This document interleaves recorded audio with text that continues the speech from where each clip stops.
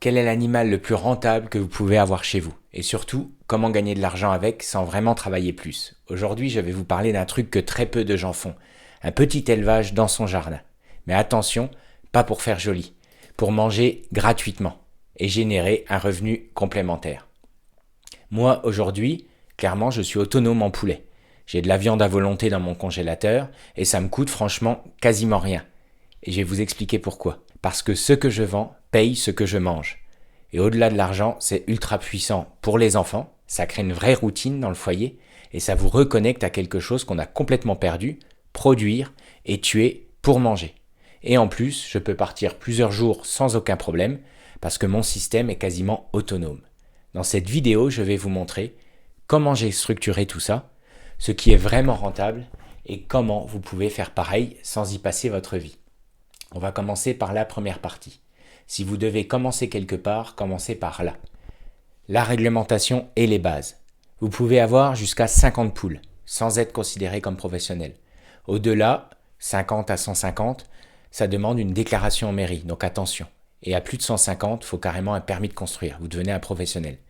Et surtout, vous devez respecter les distances. 25 mètres minimum avec les voisins, au-delà de 10 poules. Autre point important, la vente d'animaux entre particuliers a été interdite. Donc aujourd'hui, vous donnez et les gens comprennent en général. Si vous démarrez, 4-6 poules suffisent largement. Mais attention, plus de poules, ça demande plus d'herbe, donc plus de place avec vos animaux. Votre terrain va vite devenir de la terre. Les œufs, autonomie, premier revenu. Une poule, c'est quasiment un œuf par jour. Donc très vite, vous êtes autonome. Organisation simple. Mélangez les races, mais gardez les poules rousses pour la production. Ajoutez un coq pour 4 à 8 poules, mais pas plus. Trop de coqs, vous n'aurez plus de ponte. Côté pratique, les poules sont autonomes plusieurs jours. Donc vous pouvez partir en week-end ou en vacances avec peu de contraintes. Pour vendre, des boîtes à œufs devant chez vous, en libre service. Vous pouvez, je pense, tout à fait faire confiance. Les gens ne vont pas vous voler pour 2 euros. Et surtout, ne cassez pas les prix. Ça sert à rien. Vous pouvez vendre au prix du bio, par exemple, voire encore plus, puisque les gens vous font confiance et voient la qualité de vos œufs. Côté coût, du grain à 20-25 euros les 100 kilos, direct chez le paysan, pas en magasin. Vous pouvez vous renseigner autour de chez vous. Quasiment toutes les fermes proposent ça. Petit confort, une porte automatique, c'est pas si cher, quelques centaines d'euros, et vous l'avez à vie. Zéro contrainte le soir, zéro stress avec les renards si vous êtes invité à droite à gauche. Mais le vrai levier, pour moi, ce sont les œufs fécondés. Puisqu'un œuf fécondé, vous pouvez le vendre jusqu'à 2 euros au lieu de 2 euros les 6. Donc c'est 6 fois plus intéressant. Pourquoi? Parce que les gens veulent faire naître chez eux. Et ça change tout, on n'y pense pas toujours. Tout le monde cherche à vendre des œufs, mais quand les œufs sont fécondés, ça apporte beaucoup plus de valeur. Ensuite, les naissances, le vrai levier. 2 options, naturelle ou couveuse. La couveuse type que j'utilise, la Simuka ou un équivalent. Mais plus votre couveuse est importante, plus vous allez pouvoir mettre des œufs et donc diminuer le coût par œuf, par naissance, par rapport à la consommation énergétique de votre couveuse. Donc regardez ça, la puissance, le nombre de watts de votre couveuse. Ensuite, les poussins. Au début, chaleur obligatoire pour les poussins. Environ 100 watts, donc si vous avez 2-3 poussins ou vous en avez 30, pour le même 100 watts, forcément ça coûtera moins cher d'en avoir 30. Et après quelques semaines, ce que je vous conseille, c'est de les mettre dans un clapier. Les clapiers, ça coûte rien, j'en ai déjà parlé dans mes podcasts. Et c'est un bon moyen, c'est un bon plan d'élever vos poussins. Et c'est là que ça devient intéressant, parce que vous allez pouvoir commencer à produire en volume tout en restant relativement petit à taille humaine dans votre maison. Et vous vendez des poussins plus des œufs fécondés. Et donc vous répondez à plusieurs usages, plusieurs besoins. Et c'est ça, au final, qui paye tout le système. Ensuite, deuxième partie, les poulets et les chapons. Là, on passe carrément à un autre niveau.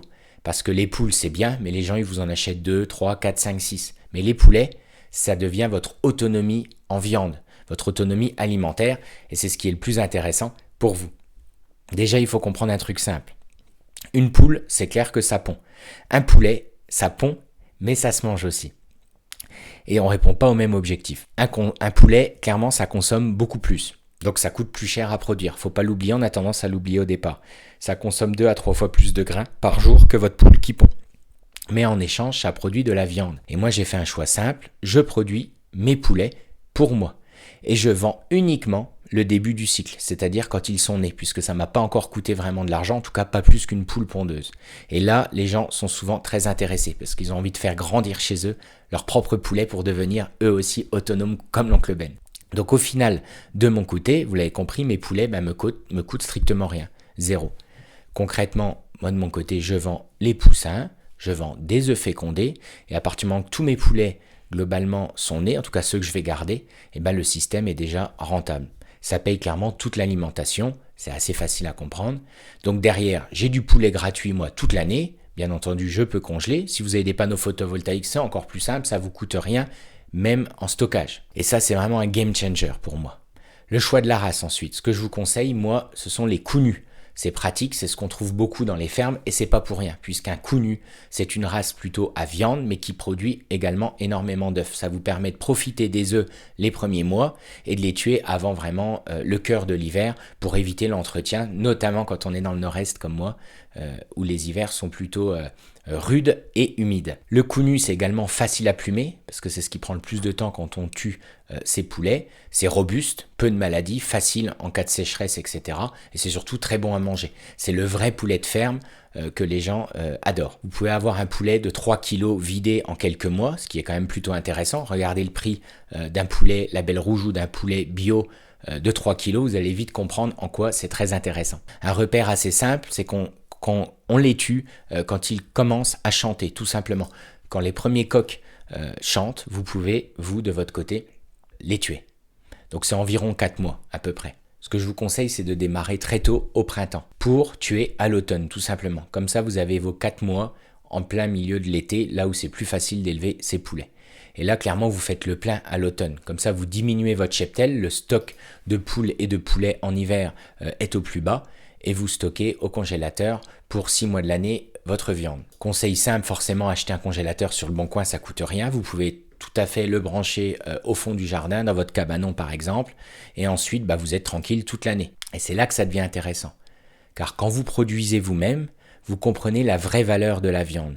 Parce qu'un poulet comme ça vaut environ entre 40 et 50 euros. Elle est entre 40 et 60 euros, suivant là où vous habitez, le label, etc. Mais vous ne le payez pas.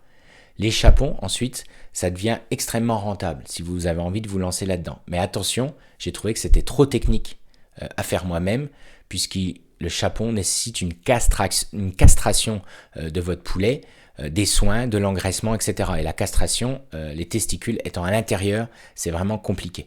Donc le conseil simple, c'est clairement de les acheter déjà prêts, castrés. Ça va vous coûter une dizaine d'euros par chapon, mais ça reste très rentable puisque les chapons valent beaucoup plus cher au kilo. Ensuite, mais honnêtement, je vais être franc avec vous, avec de bons poulets, vous avez déjà le niveau vraiment au-dessus. Vous avez quasiment l'équivalent d'un chapon si vous élevez comme il faut vos poulets. Ensuite, pour terminer, les lapins.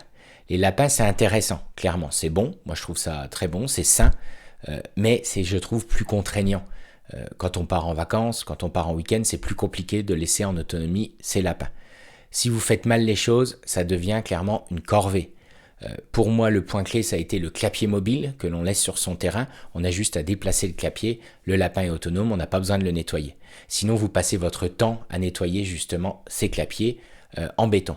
Moi, j'ai fait simple, je les mets dehors, des fois même en dehors de ma parcelle, dans un chemin de champ. Je les déplace chaque jour.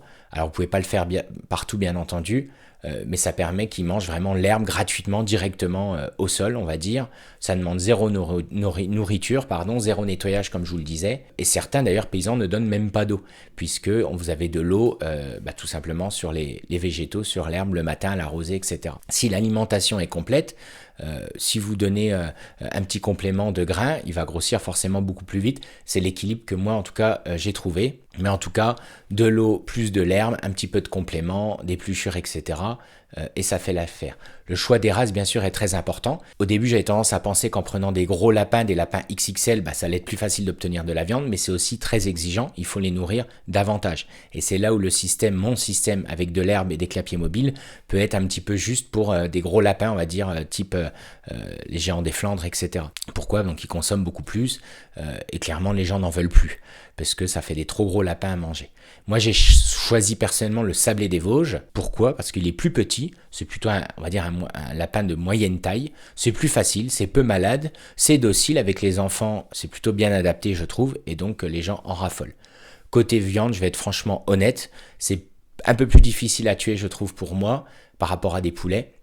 Mais à l'inverse, c'est très rapide à dépecer par rapport au plumage, par exemple, d'une poule ou d'un poulet. Côté, on va dire, business, cette fois, là encore, la logique, elle est assez simple. Vous vendez les lapros de race. Il y a beaucoup de familles qui, au printemps, ont envie de lapros à la maison. Et à partir de 8 semaines, vous pouvez tout à fait les vendre puisqu'ils sont sevrés, ils n'ont plus besoin du lait de la maman. Et comme toujours, vous gardez une partie, notamment les plus beaux spécimens, les plus gros, pour l'engraissement pour vous. N'oubliez pas quand même que les lapins creusent, on a tendance à l'oublier. Donc pensez à votre installation, à mettre un grillage par exemple entre l'herbe et le lapin avec des grosses mailles, sinon forcément ils vont disparaître. Conclusion simple sur les lapins, c'est clairement intéressant, mais moins rentable je trouve et plus contraignant que les poules et les poulets. Donc vous pouvez tester, mais voilà, gardez ça dans un coin de votre tête. Pour moi, c'est pas prioritaire si on veut rentabiliser, on va dire, sa production, son petit élevage dans son jardin. En conclusion de cette vidéo, aujourd'hui, comme toujours, on vous vend du business sans jamais vraiment parler de la base. Ok ? Moi, je vous parle de quelque chose de simple, c'est se nourrir. Besoin primaire de la pyramide de Maslow, comme je dis souvent. Et surtout, le faire intelligemment. Parce que derrière, il y a une vraie logique, vous l'avez compris. On expérimente, toujours le trio gagnant. J'expérimente, vous testez chez vous, à petite échelle. Ensuite, vous valorisez ce que vous avez trouvé. Je vous ai partagé ici mes races. Vous comprenez ce qui a réellement de la valeur, ce qui n'en a pas, ce qui amène des contraintes par rapport à votre organisation logistique, votre foyer, etc. Et vous gardez vraiment ce qui est rentable, cette logique de 20-80 dont on parle souvent, 80% de la valeur avec 20% vraiment de l'effort nécessaire. Et ensuite, on partage comme je le fais dans cette vidéo. Et ça, c'est exactement ce que je vais continuer de faire sur ma chaîne YouTube avec quelques poules, quelques poulets. Vous l'avez compris, aujourd'hui, je suis autonome en viande. Ça peut faire rire certains, mais ça me permet quand même une liberté d'esprit qui me permet d'entreprendre justement comme j'ai envie. J'ai du poulet à volonté toute l'année. Pendant les fêtes, c'est génial. Je peux inviter des amis, ils sont heureux comme tout. Et surtout, ça ne coûte rien. Pourquoi ? Parce que je vends une partie de ma production. Toujours pareil, je valorise et je propose à la vente une partie de ma production. Les poussins, les œufs fécondés, et ça, clairement, ça paye largement tout le reste. Donc au final, on peut dire que je mange gratuitement. Et la promesse, on va dire, est tenue. Et ça, clairement, c'est un vrai levier. C'est une base dans votre vie qui est, selon moi, très importante, qui permet de construire vraiment votre foyer autour de quelque chose qui me semble vital. C'est un levier, du coup, financier d'un côté, personnel, familial, ça crée de la valeur au sein vraiment du foyer. Et c'est vraiment ça, mon approche du business, pour ceux qui me connaissent. Pas faire plus, mais faire mieux. Less is more, comme disent les Américains. Avec moins. Alors, si ce genre de contenu vous parle, si vous voulez comprendre comment construire justement ce type d'écosystème et être libre, indépendant financièrement, alors vous pouvez aller sur benjaminclerget.com, vous pouvez suivre le podcast en entier, audio, vous pouvez découvrir l'espace privé également, où je partage mes systèmes, mes tests, je donne tout un tas de contenus, et surtout ce qui fonctionne vraiment, sans langue de bois, parce que l'objectif c'est toujours le même, c'est simple, c'est créer une vie rentable, surtout alignée à vos convictions. Voilà, c'était Ben, à bientôt.